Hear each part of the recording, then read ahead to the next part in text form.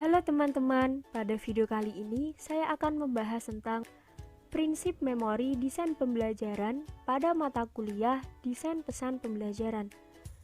Sebelumnya perkenalkan nama saya Isna Nurkholifah dengan NIM 20110210111 dari Program Studi Teknologi Pendidikan Universitas Pendidikan Ganesha. Nah, sebelumnya kita harus mengetahui apa itu memori.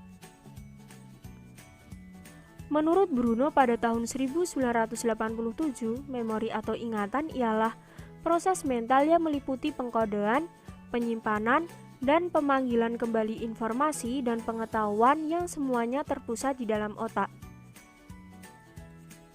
Prinsip memori atau ingatan menjadi perhatian penting dalam mendesain pesan. Hal ini berkaitan dengan karakteristik pesan yang dapat diterima secara visual dan audio. Terdapat 7 prinsip-prinsip memori. Yang pertama, melibatkan 2 modalitas lebih baik daripada 1 modalitas. Yang kedua, belajar akan lebih banyak terjadi di mana informasi yang diterima menggunakan 2 modalitas. Yang ketiga, pesan konkret lebih mudah diasosiasikan dan diingat. Yang keempat, untuk pembelajar pemula dimulai dengan menyajikan pesan-pesan konkret. Yang kelima, keterampilan psikomotor dan belajar hafalan lebih mudah diingat melalui praktik daripada penjelasan verbal. Yang keenam, materi baru memerlukan waktu dan pengulangan. Yang ketujuh, transfer pengetahuan dalam situasi nyata meningkatkan daya ingat. 7 prinsip memori. Yang pertama, melibatkan 2 modalitas lebih baik daripada 1 modalitas. Pesan yang disajikan tidak hanya bisa dilihat oleh indera penglihatan, tetapi juga oleh didengar indera pendengaran. Seperti contoh video di samping ini mengenai perubahan energi listrik menjadi energi panas. Yang pertama adalah perubahan energi listrik menjadi energi panas. Perubahan energi listrik menjadi energi panas dapat kita jumpai pada setrika listrik, kompor listrik, dan juga oven. 7 prinsip memori yang kedua, belajar akan lebih banyak terjadi di mana informasi yang diterima menggunakan 2 modalitas. Penggunaan 2 modalitas tidak hanya berupa penglihatan dan pendengaran, dapat juga berupa penglihatan dan sentuhan atau gerak. Penggunaan lebih dari 1 modalitas juga sebagai upaya mengakomodasi gaya belajar pembelajar. 7 prinsip memori yang ketiga, pesan konkret lebih mudah diasosiasikan dan diingat. Dalam mendesain pesan teks maupun gambar harus mempertimbangkan tingkat perkembangan pembaca. Semakin dini usia pembaca atau penerima pesan dibutuhkan pesan-pesan yang lebih konkret. Seperti contoh penggabungan antara gambar dan teks. Nah, dari situ gambar memudahkan untuk mengingat sedangkan teks agar tidak salah persepsi. 7 prinsip memori yang keempat, untuk pembelajar pemula dimulai dengan menyajikan pesan-pesan konkret.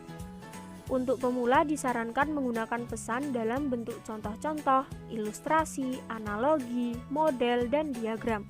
Selain itu, pemilihan kata juga merupakan hal yang penting diperhatikan, seperti contoh pada gambar di samping ini.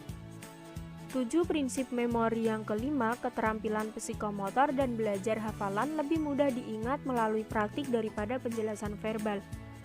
Penjelasan konsep khususnya secara lisan cenderung mudah dilupakan. Pesan lisan dan disertai visual kadang hanya sedikit bisa diingat. Aktivitas-aktivitas nyata atau praktik ternyata sangat besar pengaruhnya terhadap pembelajar dalam mengingat konsep maupun prosedur rumit.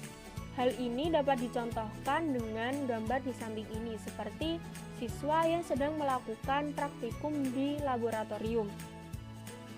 7 prinsip memori yang keenam, materi baru memerlukan waktu dan pengulangan. Pengulangan dapat digunakan untuk meningkatkan pemahaman dan daya ingat terhadap suatu konsep.